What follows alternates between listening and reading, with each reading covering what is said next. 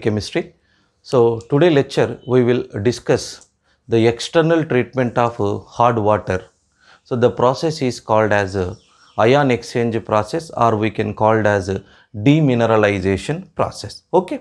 So generally already the previous lecture we discussed the hard water contains different amounts of dissolved salts which are present in the water. So based on the dissolved salts present in the water, the hard water is classified into two types, that is temporary hardness and permanent hardness. Clear? Right. So generally the temporary hardness of water is due to the presence of bicarbonates of calcium and magnesium salts. Okay. So these temporary hardness of water we can remove easily by boiling of water or adding lime to the water. Clear? Right. But the temporary hardness we cannot remove easily by boiling or any adding other some agents. But the permanent hardness of water we can remove by adding some chemical agents and some chemical techniques are there. Okay.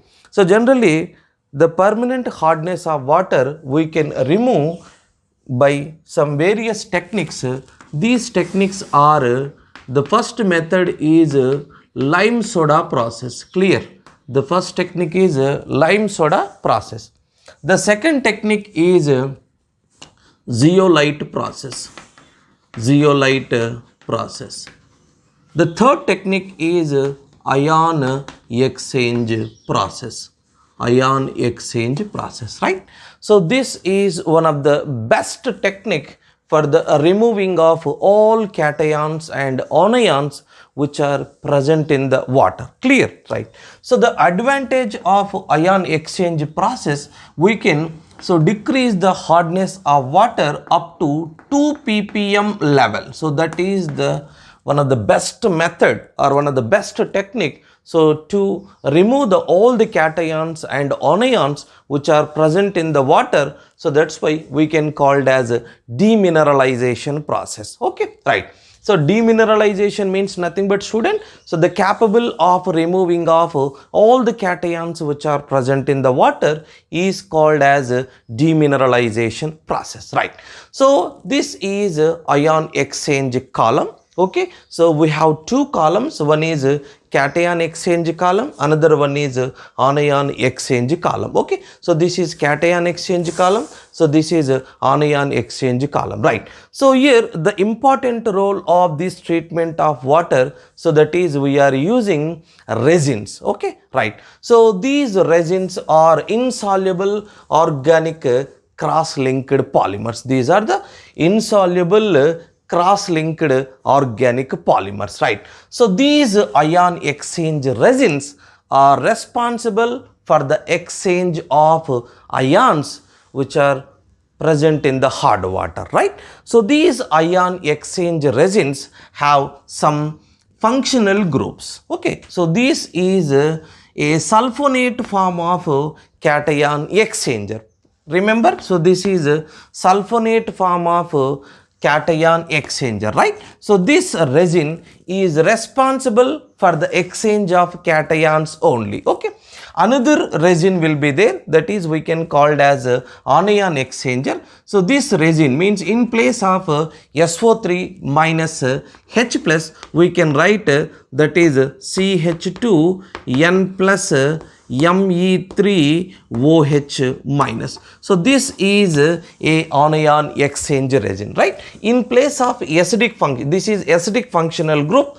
So in this acidic functional group we can replaced with OH minus, that is called as a basic functional group. Okay, right? So these acidic functional groups are responsible for the capable of exchange of H plus ions from the hard water.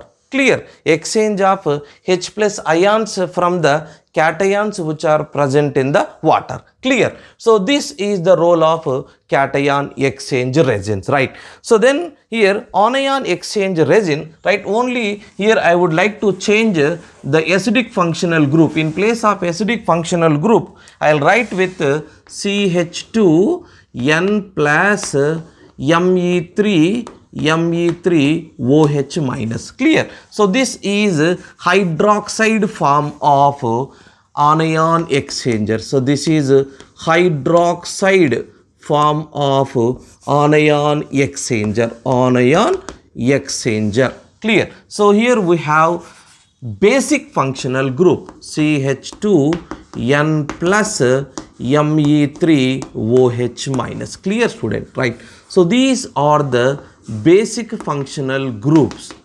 Basic functional group, right? So these basic functional groups are responsible for the exchange of anions which are present in the hard water sample. Clear, student? Right? So this is the hydroxide form of anion exchanger, right? So then we will move to the diagrammatic representation, student. So this is the cation exchange column. This is anion exchange column. Here we have two separated columns here. So this is the cation exchange column is connected with dilute HCl, and the anion exchange resin column is connected through dilute sodium hydroxide, right? So here you can see, student, the raw water coming from here. Here please remember, student, the cation exchanger is responsible for only capable of exchange of cations only. It cannot responsible for the exchange of anions. Please remember. Clear, student? Right? The cation exchange column is responsible for only cations, not anions. Clear? Right? So the raw water enter into this cation exchange column. The raw water is associated with the various salts of calcium and magnesium and sodium salts are present, right? So these calcium and magnesium sodium salts which are enter into the cation exchange resin, what will happen here? So these resins are cross-linked organic polymers with microporous structure. So what will happen? So these Ca plus 2, Mg plus 2, Na plus ions are exchanged with the H plus ions. So means these ions are coming into the bed of cation exchanger. So therefore here the H plus ions are replaced by Ca plus 2, Mg plus 2, Na plus, right? I will write here the plus CaCl2 gives rise to R2Ca plus 2HCl. Clear, student? Right? So 2RH plus MgCl2 gives rise to R2Mg plus 2HCl. Clear? Right? So RH plus reacting with calcium sulfate, right? So 2RH gives rise to R2Ca plus H2SO4, right? So 2RH plus MgSO4 gives rise to R2Mg plus H2SO4, right? So if any bicarbonates are there, or calcium or magnesium bicarbonate, so it converts into R2Mg or Ca plus H2CO3. Okay, so these are cation exchange reaction. Means when this raw water is coming from this cation exchange resin, so this cation exchange resin is responsible for the exchange of H plus ions from calcium and magnesium ions. Okay, so after this exchange of ions, then the water enter into this anion exchanger site, right? So please remember, so the water which is coming from the cation exchanger, the water contains only chlorides and sulfates and carbonates only, okay? So bicarbonates only, okay? So these chloride containing water, sulfate containing water and bicarbonates containing water is passing through the anion exchange resin. So what will happen? The anion exchange resins are nothing but, student, that is the hydroxide form of anion exchanger, right? So in this reaction, so 2ROH plus RROH plus HCl gives rise to H2O plus RCl or Cl or ROH reacting with H2SO4, it converts into RSO4 plus 2ROH gives rise to R2SO4 plus 2H2O. Okay, so when the water is entered into the anion exchange resin, the OH minus ions are exchanged with the Cl minus and SO4 minus 2 and bicarbonates. Okay, so after the coming of means here the most of the anions are stuck in the anion exchange resin, so then it releases H plus ions and OH minus ions and it convert into water. So then it form into water. So this is the ion exchange process for the treatment of means the removal of all cations and anions which are present in the water. Okay, right. So generally what will happen, student, when the cation exchanger is capable of means it lost the capable of producing H plus ions, and the same thing here the anion exchange resin, it lost the capable of producing OH minus ions, means we can say it is exhausted, means here the H plus ions are exhausted and here OH minus ions are exhausted from cation exchange column and anion exchange column. So therefore here we are going to regenerate it, means so these exhausted resins are means in this exhausted resin, the cation exchange column, here we are passing dilute HCl. So therefore here, so the exhausted cation exchanger, so that is R2Ca plus react with 2HCl, so then it convert into 2RH plus CaCl to the same thing here.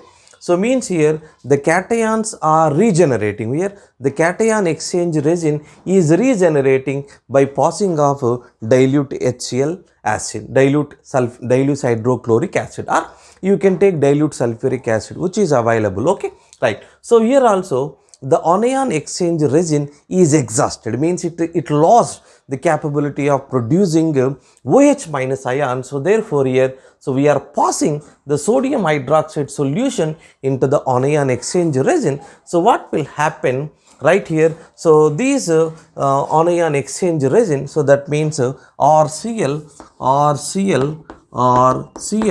reacting with sodium chloride. So here I will take 2 moles and okay, so RCl and react with NaOH and it form ROH plus NaCl, ROH plus NaCl. So means the OH minus ions are again regenerated. So this process is continuously takes place. So this is the ion exchange process, or so we can call it as demineralization process. Clear, student, right? So please focus the block diagram of cation exchange column and anion exchange column, and so please write these reactions. Please remember these reactions when the reaction takes place in cation exchange resin and the reaction takes place in anion exchange resin, and when the regeneration of ion. Okay, so I will write the regeneration of ions to here. So that is the regeneration of ions. So that is here the regeneration of ions R2Ca plus 2HCl, so gives rise to 2RH plus CaCl to the same thing the Mg also. So this is the regeneration of ions of cation exchange column. But in the case of anion exchanger, so anion exchanger, so that is RCl, so react with NaOH. So this is the regeneration of OH minus ions, so that is ROH plus NaCl. So here, so this in this process we can regenerate ions again and again. So the process will continuous.